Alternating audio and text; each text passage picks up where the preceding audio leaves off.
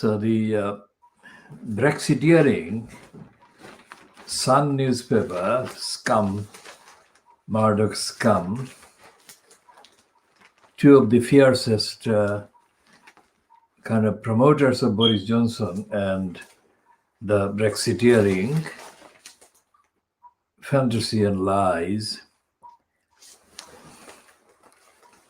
has got absolutely nothing about Brexit until page 12, I think.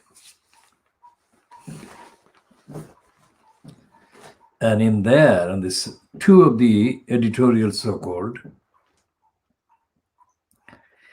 the second editorial say of the scum is headed "Exit Mr. Brexit." Now, you could not make that up. It would have been impossible to even imagine, hypothesize that there could be a headline like this about none other than Dominic Cummings, whom the scum is calling Mr. Brexit.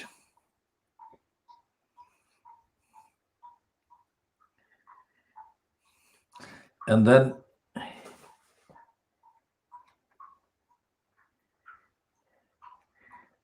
then it continues to praise him about the various Brexit-linked kind of lies, and it still supports those lies. But the essential point is that the scum is running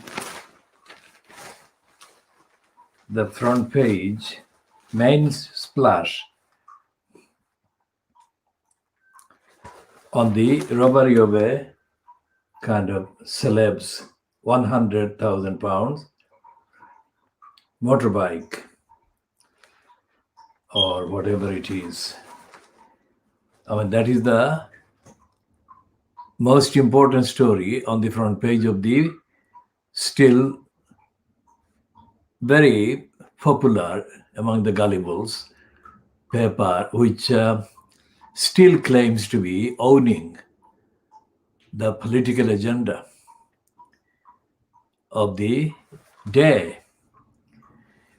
And it is a remorselessly corrupt role that the scum has been playing for decades in corrupting the society and lying to society and inciting racism and hatred, intolerance of the migrants, and the defiance of the obligations that the UK has been under as part of the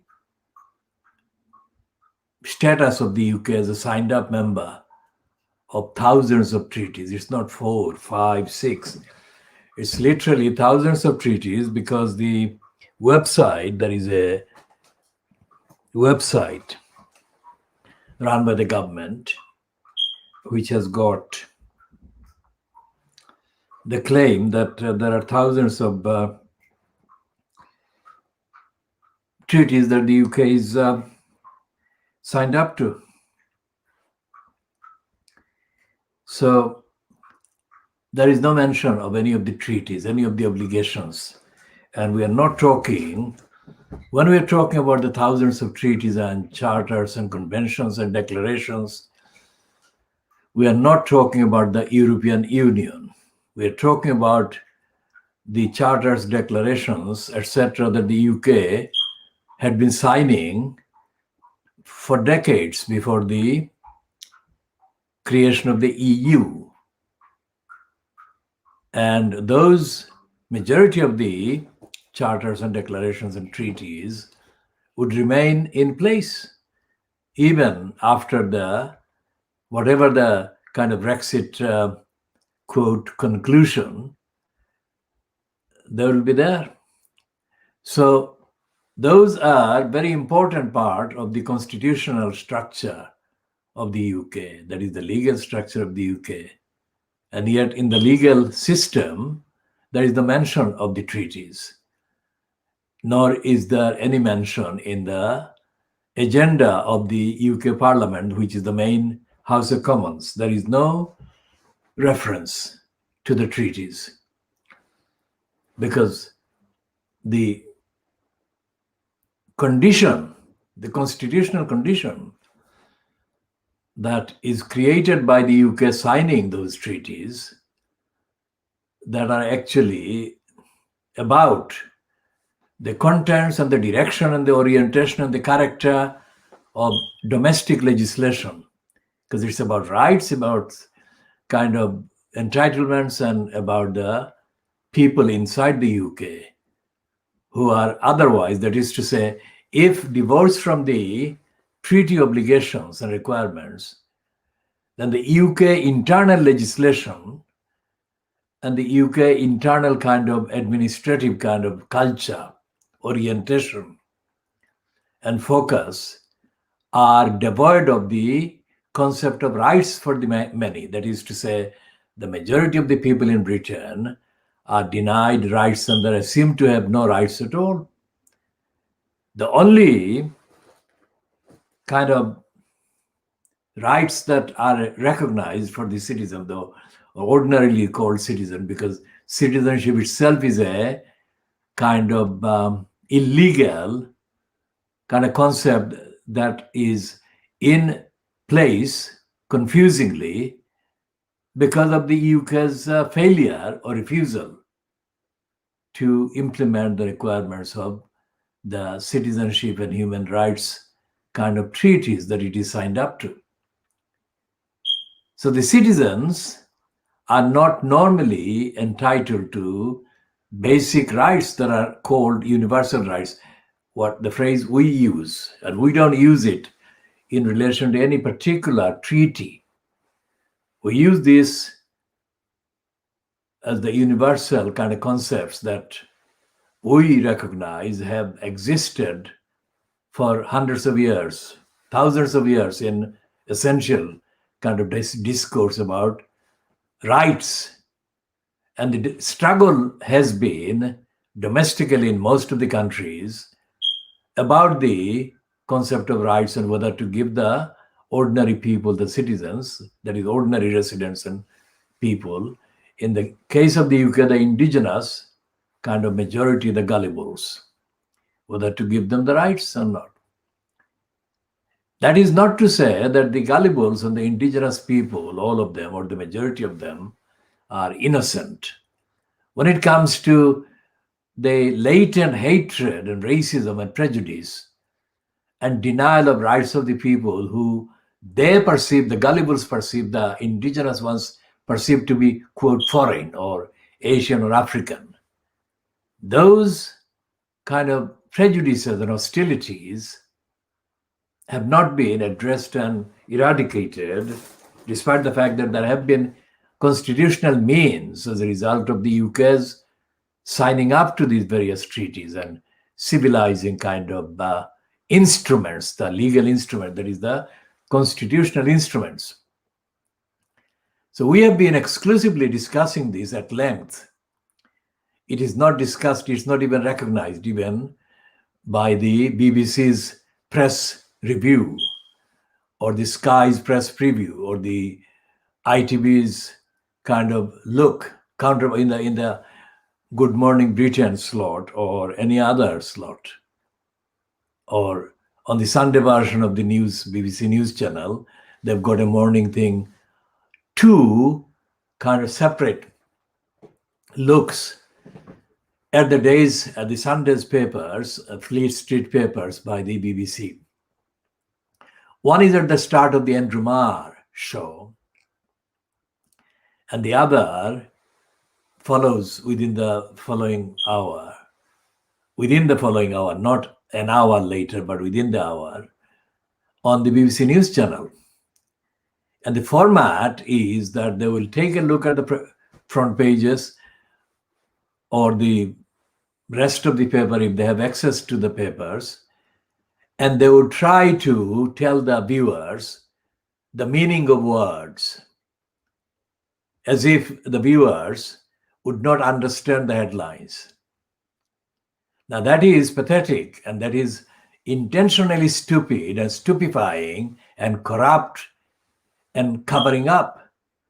For example, we are going to discuss the role of the papers, the Fleet Street papers, in the last few days, and especially today, Saturday, the 14th of November 2020, in view of the fact that they are running all these splashes, not the Sun, but the majority of them are running big kind of copy, if you like, or long stories, long items about Dominic Cummings leaving the administration of Boris Johnson.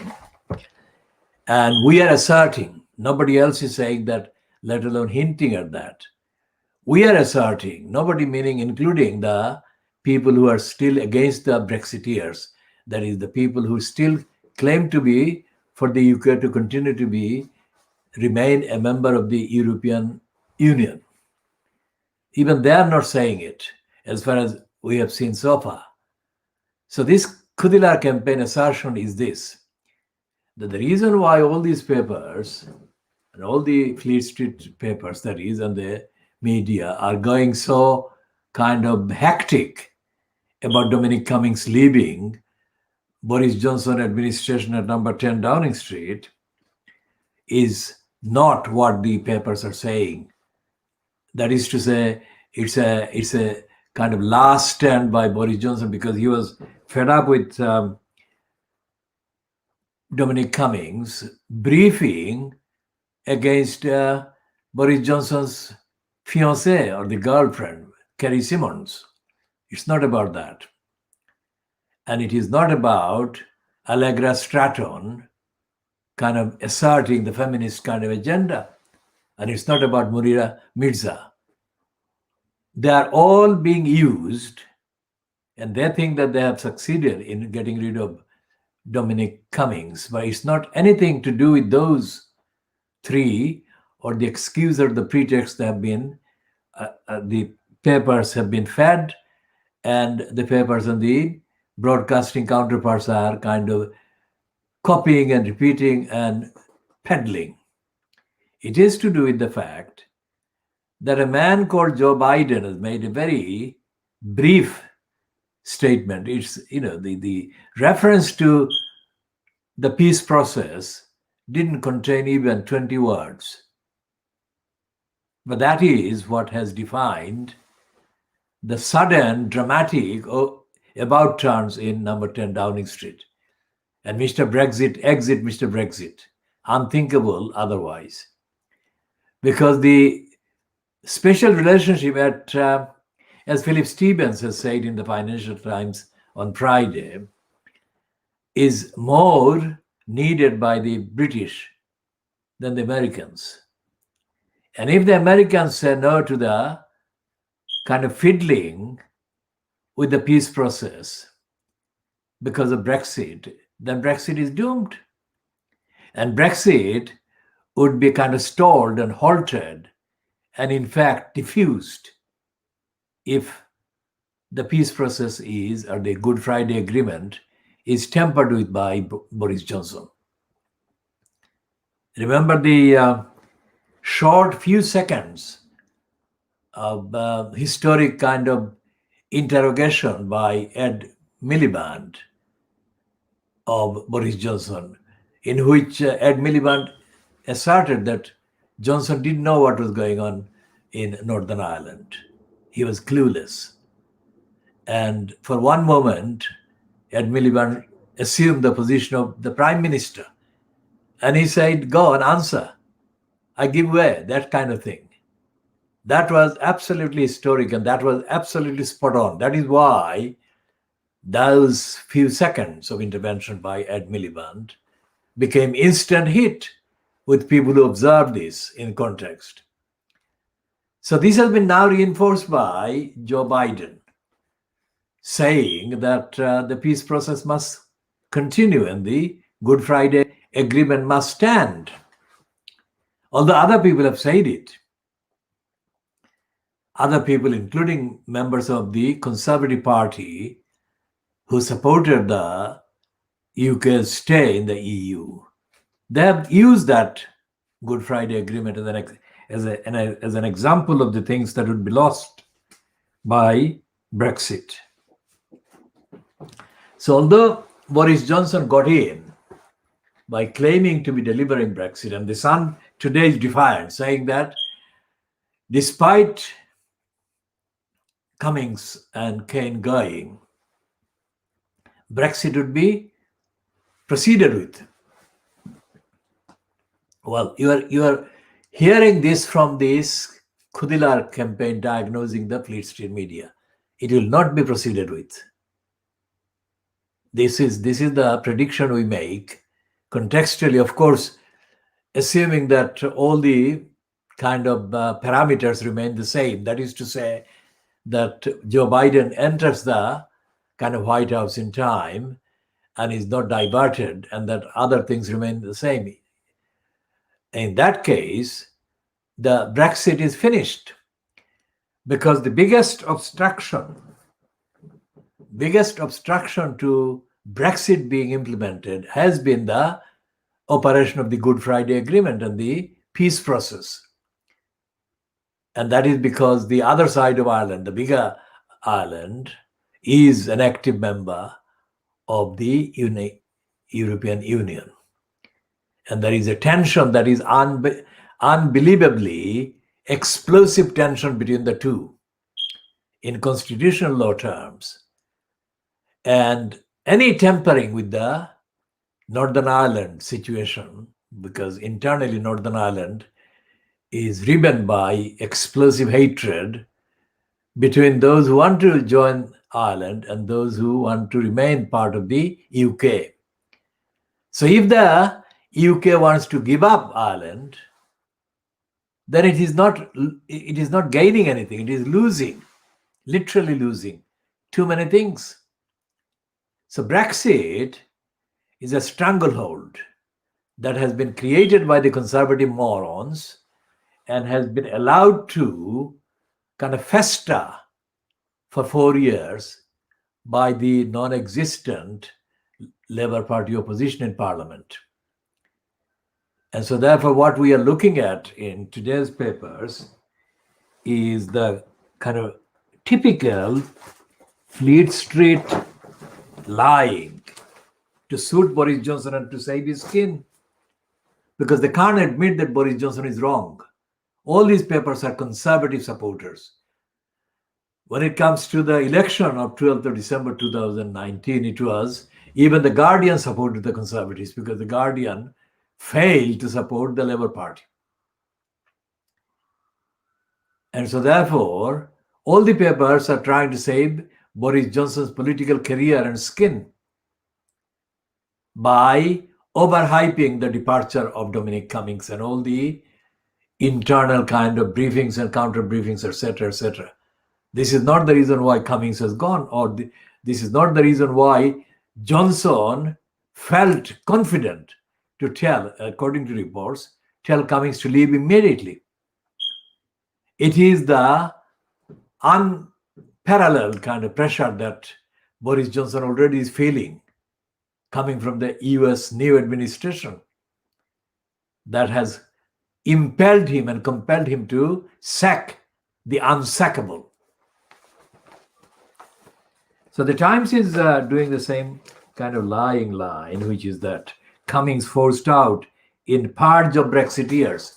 But that is half the admission, purge of Brexiteers. Can you imagine that Boris Johnson would purge Brexiteers? That is the part of the fact, but it is not the full fact. Because they are repeating the same line as the rest of them, saying that Johnson told Cummings to leave immediately because Cummings had been briefing journalists against Kerry Simmons, the pregnant or the kind of just given birth, the Kerry Simmons just given birth to their first child, Kerry Simmons. And that is the kind of lie that the Times is kind of running. It's saying that it's because of the Kerry Simmons Rao on the briefing. That has been added to the actual kind of stage or staging of the thing. And the staging of the thing has been forced by the change in the USA presidency. Okay, we'll come to that in the next few minutes. This is a piece on the page 2 of the Times, where it says that the Labour Party is now being controlled by Keir Starmer because the momentum has fallen short. Let's see what it says.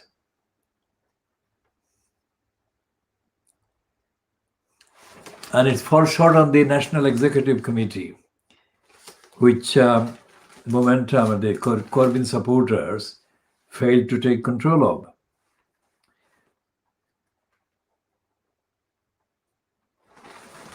And we shall go back to that in a second. And they've got a picture of Cummings outside number 10 on the main road, apparently looking for some kind of transport to arrive, with his box on the pavement. And they're saying that Sajid Javid is due to be restored to a position in the government, whatever position that is. So what they're saying is on pages, 2 pages they're saying it, the Times, well, 2-page spread, which is pages 6 and 7.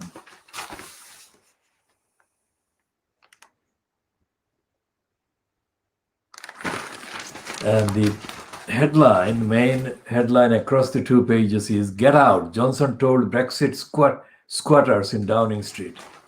Remember that squatters, this is a very kind of contemptuous word. It was used by Nick Clegg and David Cameron in 2010.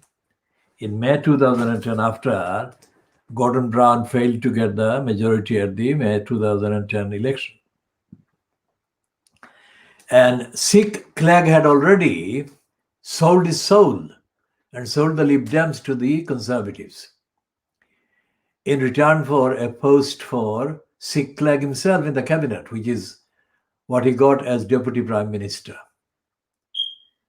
And in order to amuse and entertain and to kind of convince the Conservatives that Nick Clegg was very hateful of Gordon Brown, he used the word squatter about Gordon Brown.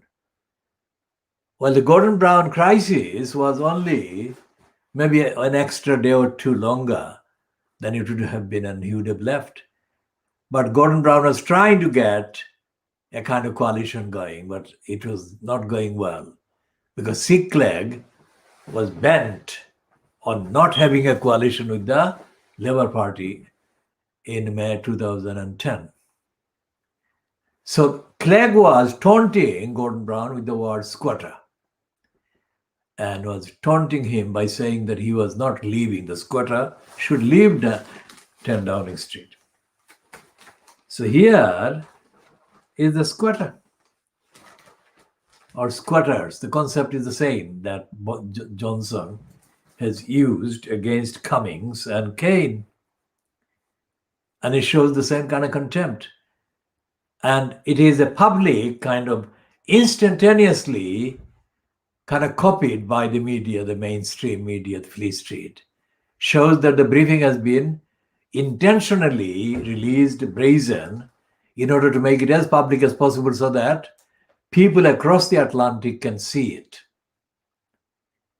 That Johnson has suddenly realized that Brexit cannot be done. It's undone. And that should be giving the preliminary kind of confidence in the Joe Biden administration about the British regime. Because Biden is of Irish ancestry himself. And he has already been celebrated by the Irish as one of their own. So therefore, it is not just an administrative bureaucratic thing. It's a very emotional thing as well for the newly elected American president. Any evidence that Boris Johnson is trying to neglect Ireland or reimpose kind of tension and internal war and civil war in Ireland will mightily displease the American administration fronted by Joe Biden. And that's the actual reason why Johnson wants the whole world to know how openly he has insulted Cummings, the man, Mr. Brexit, as the scum itself says.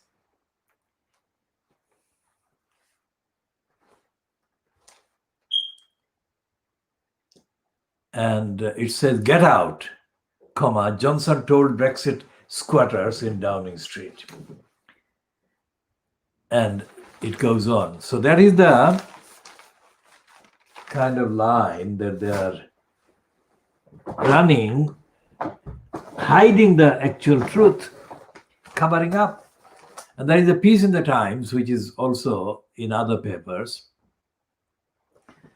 saying that the BBC has found a letter apparently written by Diana, which was not found, which had gone missing. And they found it just in time when Martin Bashir is being kind of reportedly leaving his home. And the question is that letter that was reportedly missing a forgery as well?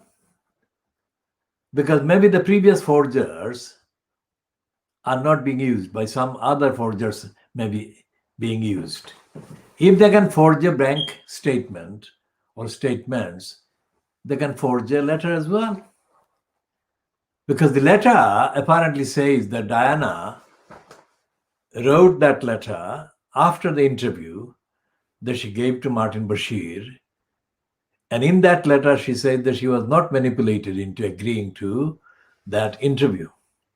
Well, that would be crucial because that would save Martin Bashir in terms of the allegations that Diana's brother, Charles Spencer, has been making against him.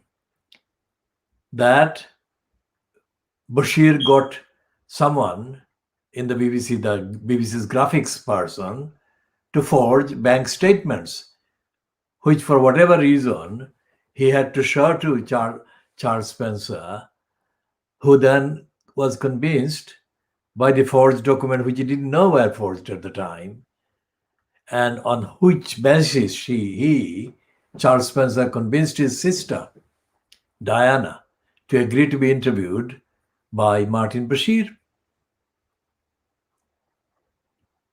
So the question is, why did this letter vanish for any length of time, and why has it been found again?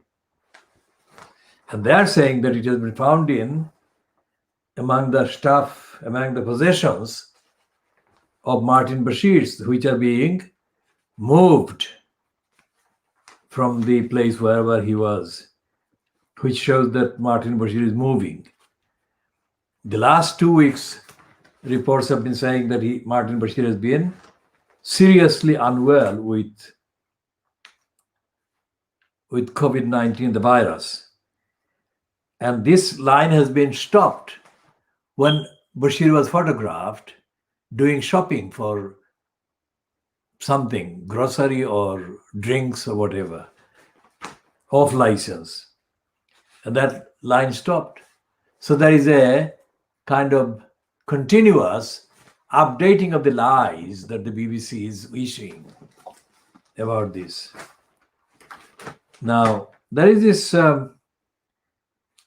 kind of smiling image of Allegra Stratton. And apart from Johnson's girlfriend or fiancée, Carrie Simmons, the only person who is actually benefiting from this highly publicly staged departure of Dominic Cummings is, of course, Allegra Stratton. Now, Stratton, since she was announced to be Johnson's television kind of media face in the style of the American president, she has been reported as having been a believer in controlling the birth rates of the poor people and denying the poor people benefits. And she also is reportedly a believer in population control and eugenics. Population control and eugenics, which is a fascistic way to force people to not procreate. Now, that is not a slight kind of little allegation against her. There's a very serious allegation against Allegra Stratton. Now, if the smile she has been kind of photographed in is anything to go by, then she thinks that she's kind of has overcome that allegation. And she is enjoying this particular focus being given by The Guardian, which is where she worked before. This is something that she may not be kind of correct in celebrating yet. Now, this is the headline about the Cummings thing. And as I said, this is the line that The Guardian is copying. And it's at one with the other papers, The Guardian.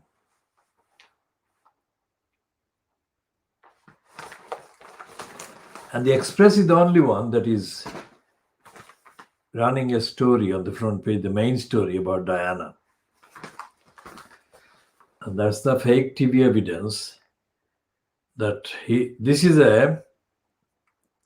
the same line as Diana's brother, Charles Spencer. And there is a small one for the exit of Dominic Cummings. They are calling him exit for the man of Brexit. They're not calling Mr. Brexit. They're calling him man of Brexit. And they're saying that a little protocol would have saved Diana from the crash. That is based on the assumption that it was an accident. Muhammad Al-Fayed, Dodi Fayed's father, Dodi also was killed, maintains that it was a conspiracy and it was a murder.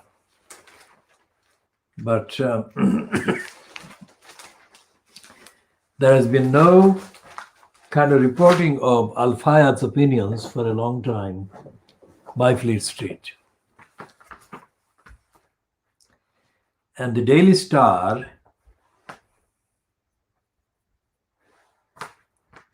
is the one that is saying to Cummings the words that are going to be very popular with a lot of people who oppose Brexit.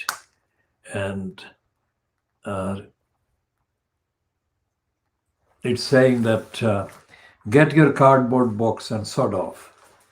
And it says the first line by Steve Hughes is Dominic Cummings, the weirdo blamed for destroying lockdown, walks out of number 10 with a cardboard box of belongings. Last night, after he was finally forced out of his job as PM, Boris Johnson's senior advisor. It was long overdue. So they're saying that it is long overdue. But obviously, they're not saying about in that kind of piece on the front page, they're not saying anything about Brexit, but that is what it is.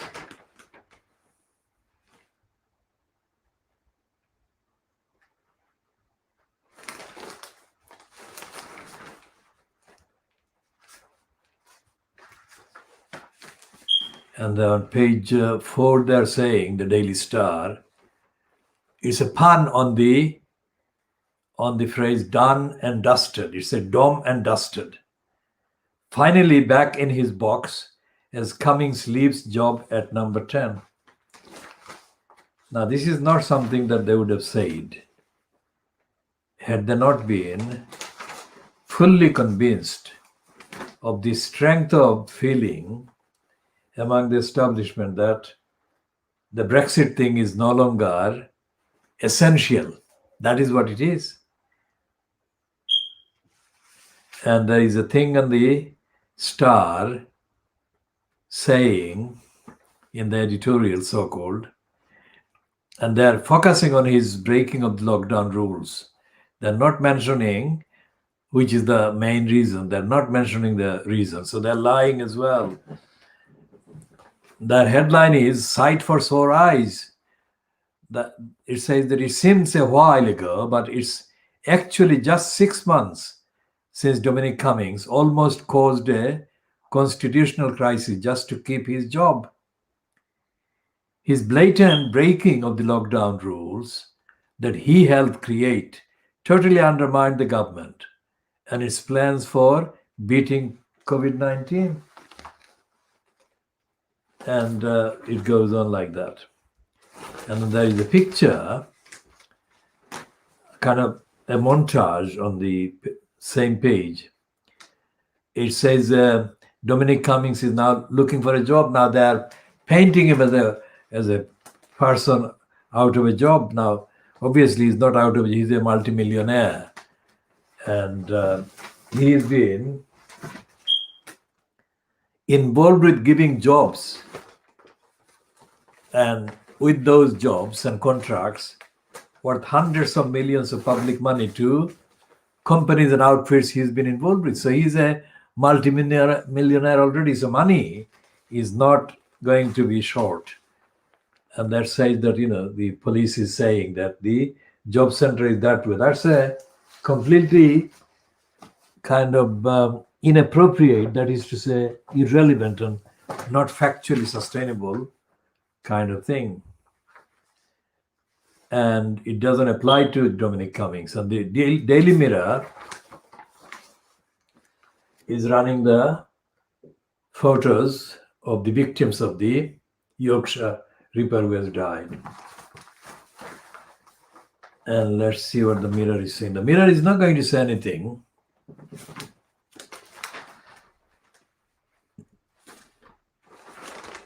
that is truthful.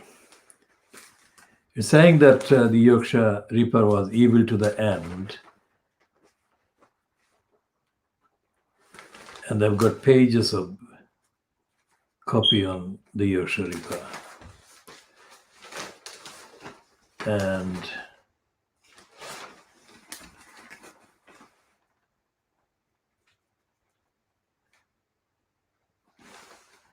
they're talking about, in the editorial, they're talking about Dominic Cummings out at last, but they're not talking about the Brexit reason. And they got on page 16 and 17, the sorry sight, lockdown chief cheetah is off. They're not talking about the Brexit liar is off or the leave liar is off. They're talking about lockdown. And so therefore these papers are covering up for Brexit and Brexiteers. And the Daily Mail is talking about saving Christmas, saying that talking about one minister who is supposedly, who has said, we will show we care this Christmas. That's the resolve of the man in charge of, or in the name of, Health, Matt Hancock. And let's see what, and they're talking about the Yorkshire Ripper and telling him to rot in jail, in hell. And they're saying that the cost of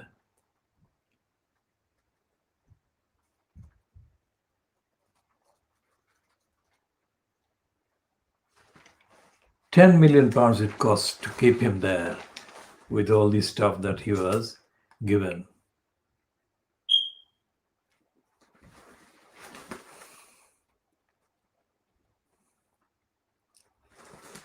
And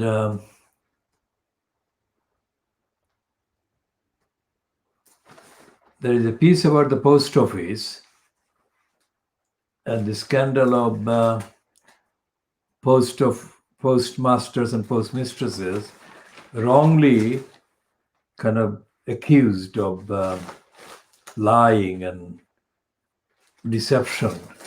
And some of them were jailed and some of them were even kind of led to their deaths. That's what the Daily Mail says. So these are the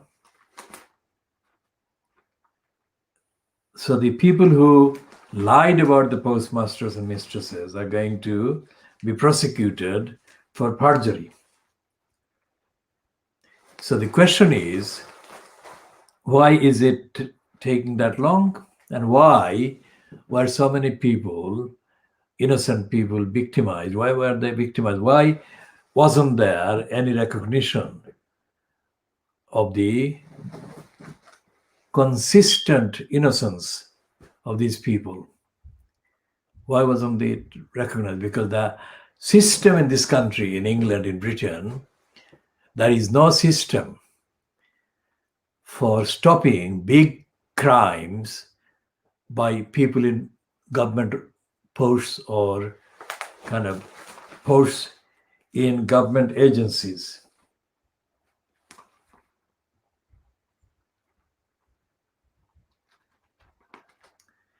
And there is this 2-page spread about the elderly victims of COVID prevented from seeing one another, or the relations of the victims of COVID prevented from seeing and meeting them.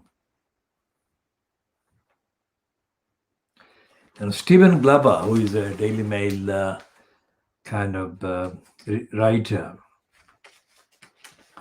he writes, he's a kind of jobbing columnist. He is behind, currently in the current regime of the Daily Mail, he is a man whose name appears behind a number of big kind of issue columns. So he's saying, I'm glad he's gone, that is Cummings. At last, Boris can be his own man. So what they're doing is they're saying that Boris Johnson was a victim of Dominic Cummings. And they will next say that Boris Johnson was all along for staying in the EU. It was distorted, twisted minds like Dominic Cummings that manipulated Boris Johnson into accepting that Brexit needed to be done. And the Daily Mail is celebrating this other story. Picture of Cummings leaving number 10 Downing Street, the cardboard box. And the Daily Mail says Cummings gets going as the PM takes back control, as if, again, that it was Cummings that prevented Johnson from taking control.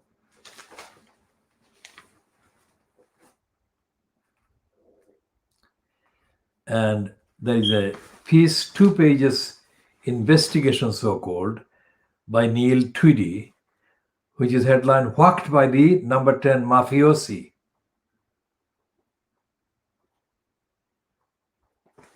And they're saying that the mafia at number 10 Downing Street was embodied, personified by Cummings and Kane. And they've made infants out of the ministers. So this is all shocking. Yet they never, ever gave the slightest indication that this could have been going on.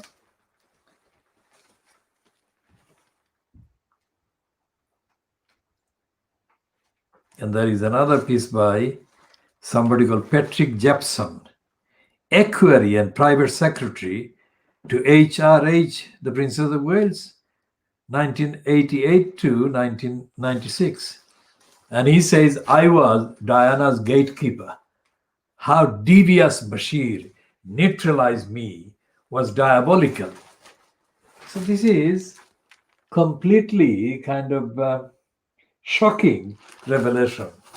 This is not shocking at all, because this is what goes on every day. And today, they are doing the same kind of diabolical lying and invention. And as I said, the claim by the BBC that they found that letter that Diana wrote after the interview suggests that they must have forged it in order to save themselves and Martin Bashir. Because if they say that Bashir was wrong and he lied, then the BBC would be admitting that it lied and it covered up for his lying. So they have to stop by any means that kind of situation being reached.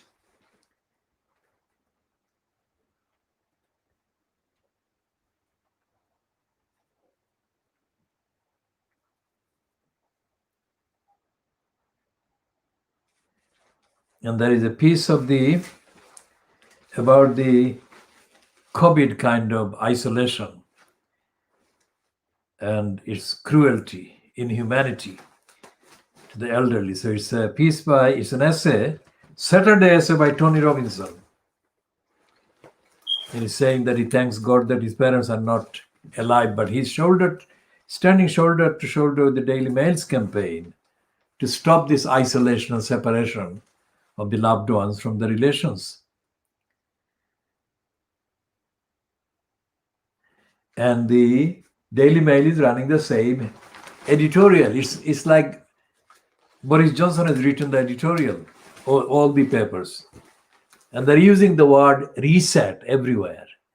That now that Cummings is gone, Johnson should reset or press the reset button. That is to say, assert his control and his authority.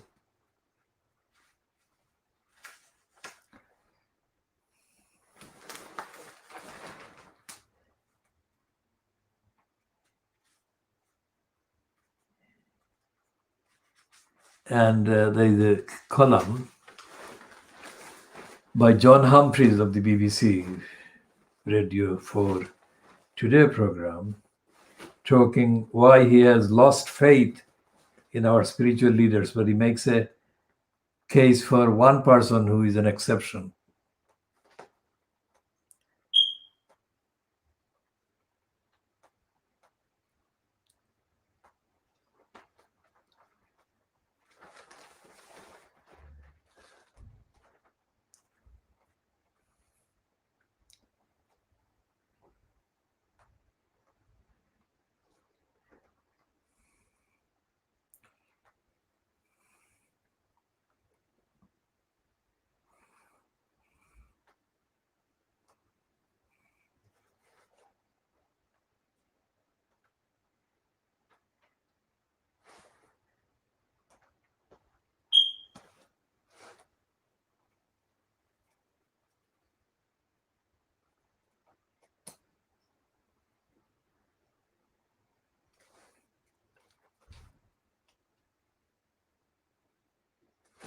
And there is this piece about the murder of Annie, the wife of this man, what's his name?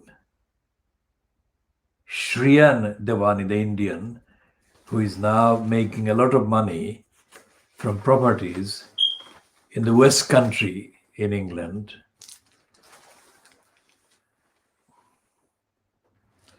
And they've got a piece, of course, that very much suits the Daily Mail, denial of the treaty obligations is saying that Rishi Sunak is in a bid to curb the foreign aid budget, which is part of the agenda. As we have said, foreign aid budget is not.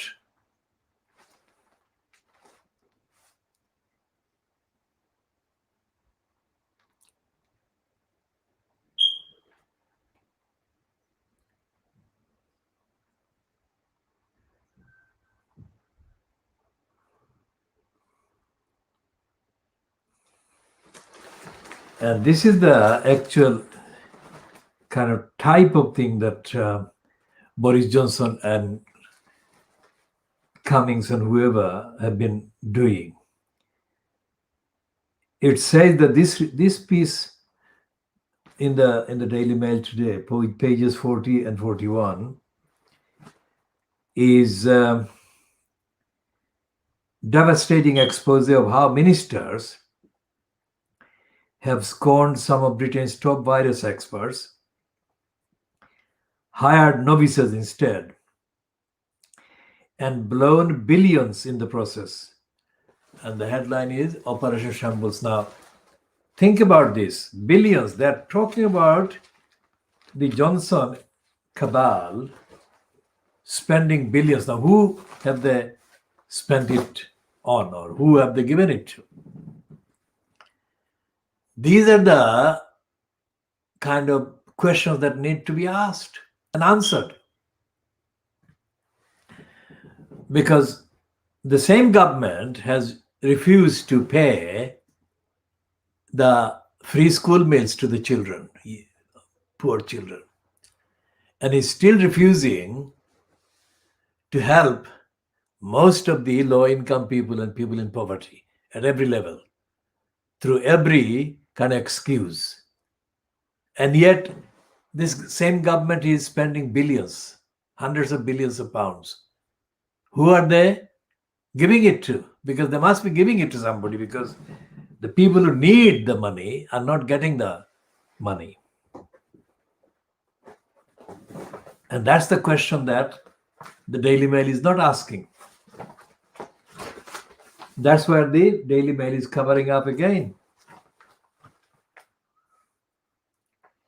And the I newspaper is repeating the lie in the I style. It is saying the Prime Minister's team torn apart by feud. That is not the truth. The feud has been dressed up, designed, and made to look like the feud that has decisively forced Cummings out of the thing. That's not the case. It's the American president is coming. That is the message that has got to Johnson, and he knows that he cannot deal with that with the Brexiteers in place and with the Brexit agenda.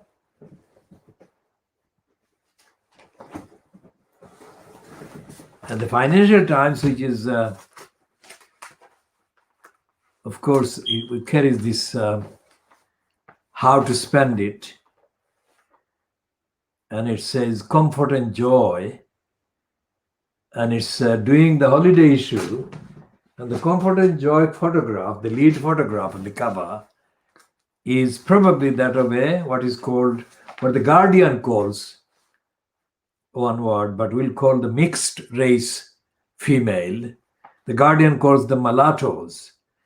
The Guardian celebrated what it calls the mulattoes are coming. That is to say, mixed race, that is European and African mixed race kind of persons who are going to take over control in various kind of positions of power in Britain. That is what the Guardian said about 10, 12 years ago. And this has been continuing because that's what they do. They promote the mixed race of that kind of ethnic kind of mixture persons ahead of anybody else. That is part of the agenda. It's not the part of the agenda to create an anti-racist balance, but it's part of the agenda to create a pro-racist justification and exhibition and display. And here on the FT weekend, they're saying that Johnson cuts Cummings loose. And the Financial Times is repeating the same lie, that it's the kind of feud or whatever that caused the exit. It's not the feud at all. It's what the Financial Times comments writer Philip Stevens said yesterday.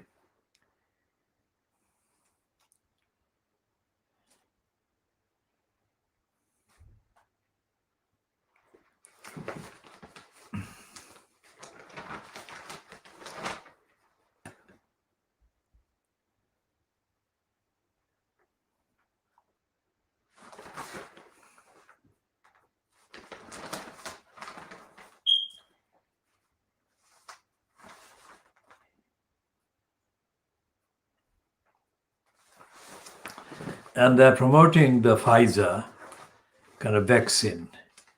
And they're celebrating it as a game changer for the world global stocks. This is all about money, making money with the Pfizer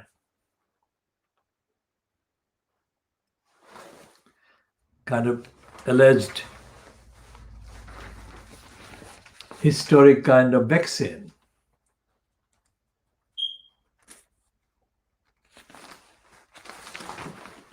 And even the Financial Times has got somebody called Camilla Cavendish, all kind of coming on board as a result of the US presidency election. And there is the main editorial is to tackle mental illness epidemic.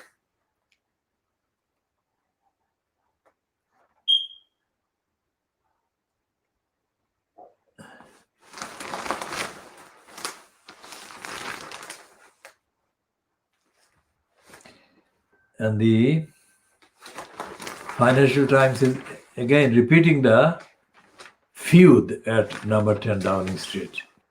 And it's in denial about the impact of the US presidential election result. That's what we maintain is the reason. And the Boris Graf says that's the only paper that is actually saying this, which is quite interesting, is that the Cummings exits number 10 with parting shot at Prime Minister. Chief aide accuses Johnson of dithering as he is ordered out of Downing Street. Now that is absolutely what we have said all along, that Boris Johnson is unfit and is not as competent as he could be, nowhere near as competent. And it says that it says on page 20 that Trump finally admits to uncertainty about remaining as US leader. Well, he's kind of backtracking in a way that suits the propaganda cycles. And the Boris Graf says that the BBC finds Diana letter that clears Bashir. Exactly. It is in order to clear the BBC that the BBC had to find that letter. And that is what I said, and that is what is going to happen. And there are pages on how will King Boris rebuild his court. That's the Boris Graf making him the monarch. And they've got the faces of George Osborne, Sajid Javid, Jeremy Hunt, Kerry Simmons, Munira Mirza, and Allegra Stratton. These are the people that the Telegraph is parading as the courtiers of the new King Johnson. Let's put it this way. They have been relentlessly promoting Boris Johnson for decades. And Boris Johnson has completely kind of exposed his weaknesses and unfitness and his dishonesty. So there is not this kind of celebration of reset and King Boris or King Johnson. This is not going to last. And not because the policy line is going to be changed, but because the inherent weakness in the character of Boris Johnson will give way, and he will not be able to kind of deliver whatever remains to be delivered. And Brexit is done for because the economy and other factors are going to prevail. And the economy is not going to benefit from the degeneration or additional degeneration of Brexit. And the fact that there is a still unresolved virus crisis makes things only worse. Essentially, Fleet Street is lying today as it lies every day. As I said, with the exception of the piece by Philip Stevens on Friday's Financial Times, the Financial Times today is lying. The other issues that it is writing editorially about, they are not original pieces, original comments.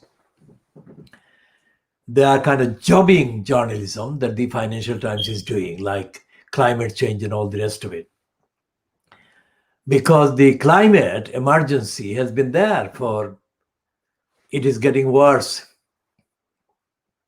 for 100 years.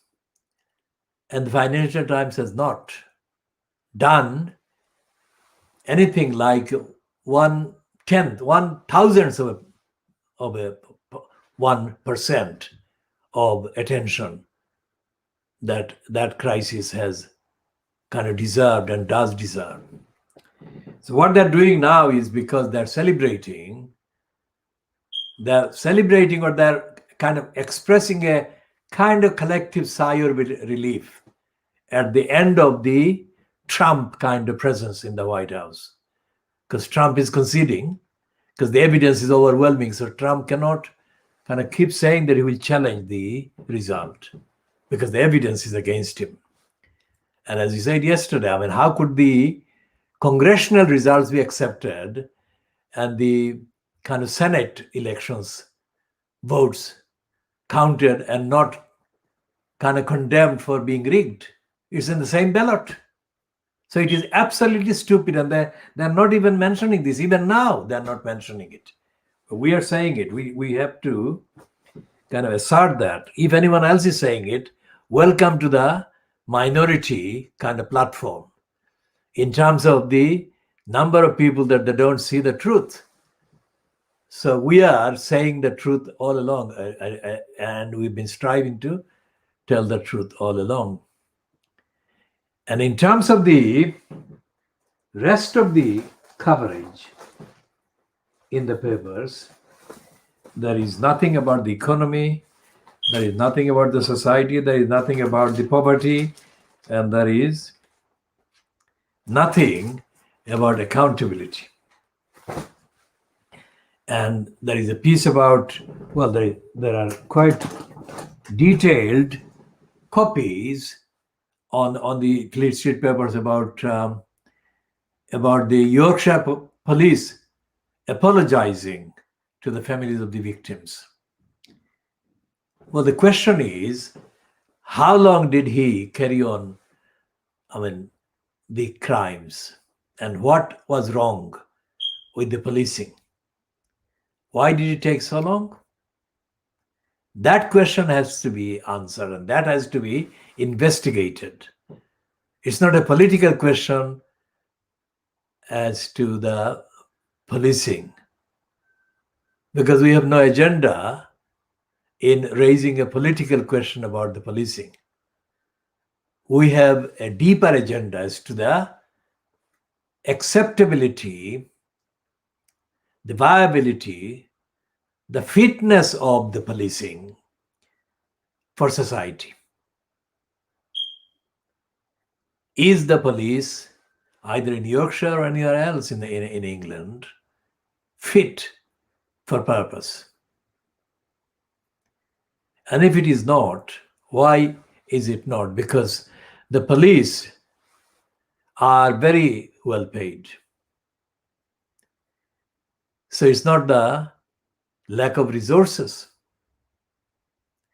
And as yesterday's headlines said, I mean, the Metropolitan Police's current kind of top person, Cressida Dick, reportedly said that she would kind of make the Metropolitan Police anti-racist, and she would increase the number of what she calls BAME. I mean, what she means is African and Asian people, or people of African and Asian backgrounds, would be increased.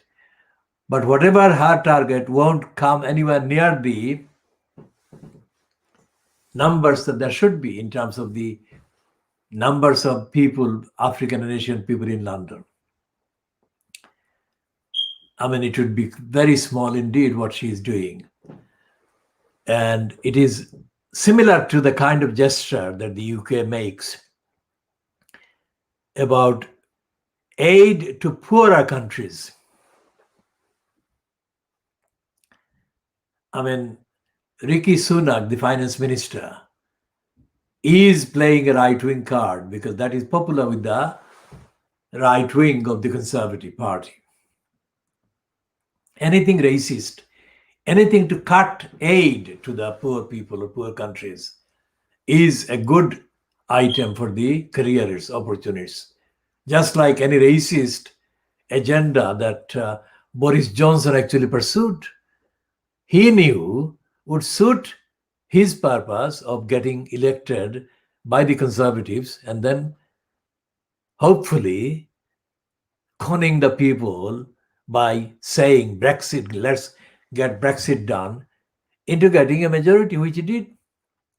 And all of those were facilitated by the garden gnome role played by Jeremy Corbyn, still in post as the leader or the fronter of the Labour Party in Parliament. And Corbyn is, of course, losing in terms of the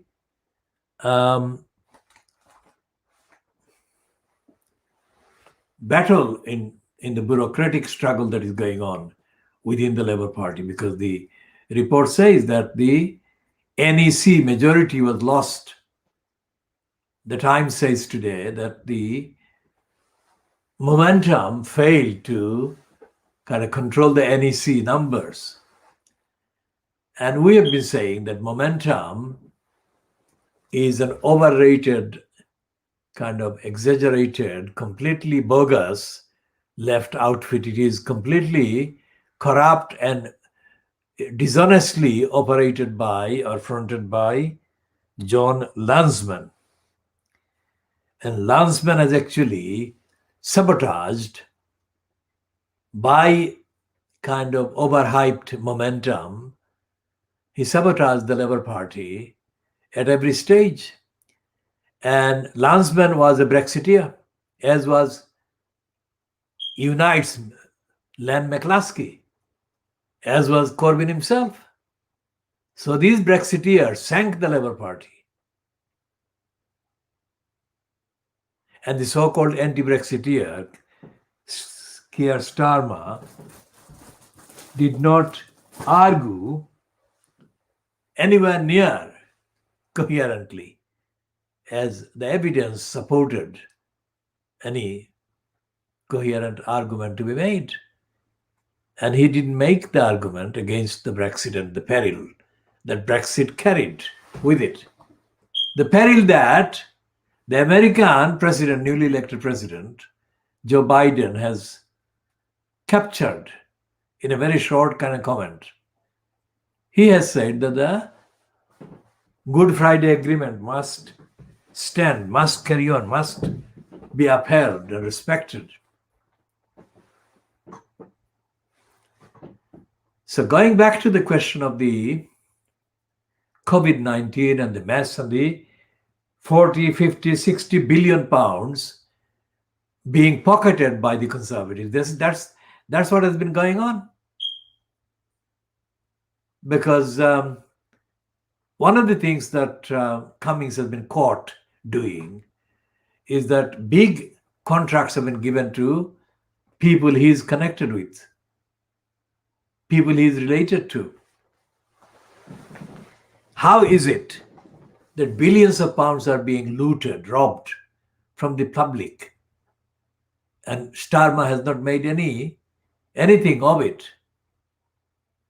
It's not just that Starmer is letting the conservatives get away with looting, but it's also the question, more importantly, if and when, if he gets in as the government or the fronter of the government, will Starmer be able to deliver what the Tories have been taking away, robbing and looting? Will he be able to deliver the restoration of all the rights of the people that the Tories are looting and taking away? This is a question that is similar to the question that the media, Fleet Street, never ask. Nor do the so-called local versions of the so-called official kind of newspaper, the press, ask about the local councils.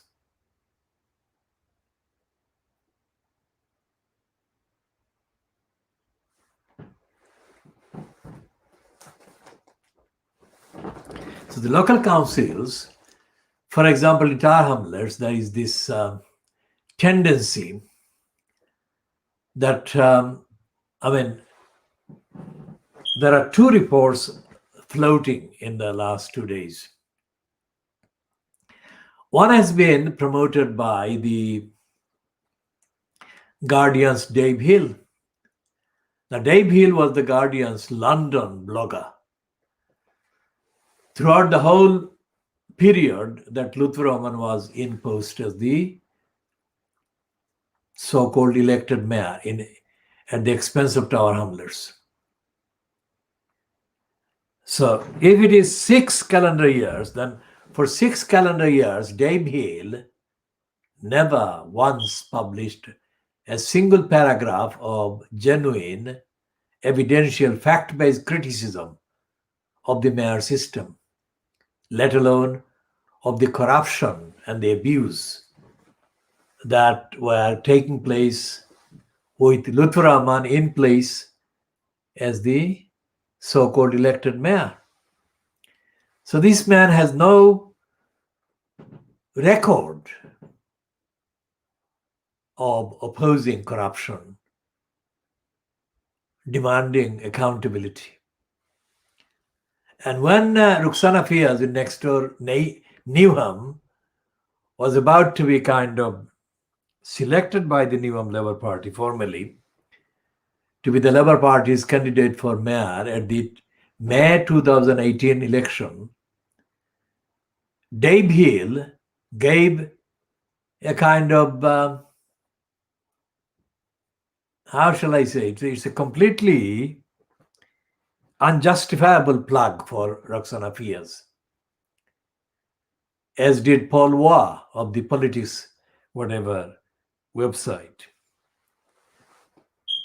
And it seems that these people are mainstream because Paul Waugh is mainstream. The Politics website, although it's not a newspaper title, but it's actually Politics Home, that he's actually, or whatever it is called, or he's maybe Paul Waugh, maybe with the Huffington Post. I may be confusing Paul Waugh with another one.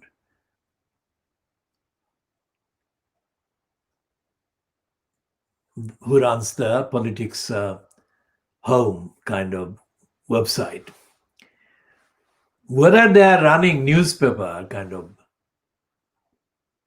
websites or whether they're running just a website, these are often in communication with the mainstream newspapers and the broadcasters, and they imitate one another and share the same line or lines among themselves. So they're part of the mainstream in that sense. And they're doing business just like the mainstream newspapers and television companies are. Our campaign is completely not for profit. Qualitatively, we are contributing very high levels of contributions, authentic originality, but we are not doing this for money. We are not asking for money for anyone who is watching this directly or indirectly. So these people have been parading the mayor post or the mayor post holder, and they're not accounting for the failures of these posts and post holders.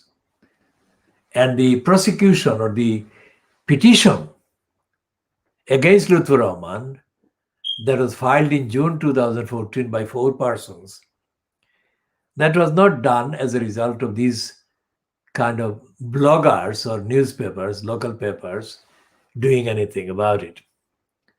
It was the personal decision of the 4 persons that did the actual formality. So if you take aside that particular petition, there has been no challenge to the 4 councils mayors, that is Lewisham's Steve Bullock, until last election, I think, Steve Bullock, and Newham's longest serving one, Robin Wales, and Hackney and Tower Hamlets. There is no accountability from any of these mayors. And none of the papers, none of the broadcasting outlets has been asking for accountability. And none of the papers or the commentators or the bloggers has been pointing out the local robbery, the robbery of the local people's rights that the local councils are being able to kind of commit and perpetrate against the local people under the cover of the mayor.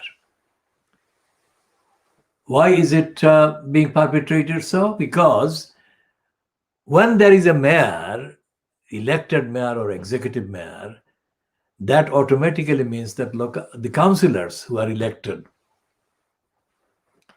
to form the council in numbers lose their say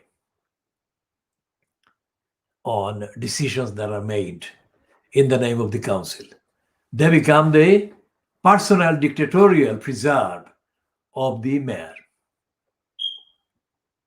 which is why Lutfur was able to abuse Tower Hamlets Council and